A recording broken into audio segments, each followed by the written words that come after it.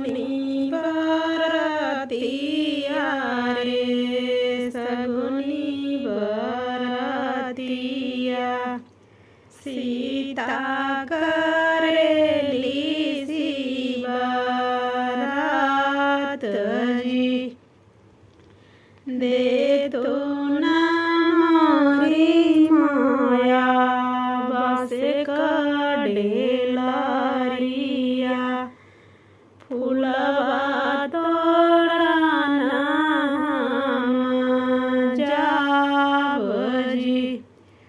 फूलवई तोड़ी सीता घर के लावटली शिव पूजना जावजी शिव के पूजी सीता घर के लावटली शिव बाबा से लेखा खाई जी शिव के पूजी सीता घर के लावटली शिव बाबा से लेखा खाई जी जवनई मांगना सीता हमसे तुम मांगबियु उहई मांगना देवजी ससुर जे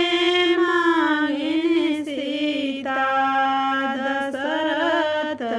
जैसे सासु कौशल्या जैसन सास जी देवराजे मांगिन सीता लक्ष्मण जैसन पुरुष मांगिनी भगवान जी देवराजे मांगिन सीता लक्ष्मण जैसन पुरुष मांगिनी भगवान जी अगुनी बरतिया रे सगुनी बरतिया सीता करेली शिवरात जी। मेरा गीत कैसा लगा कमेंट बॉक्स में जरूर बताना। राधे राधे, हर हर महादेव, जय श्री कृष्ण।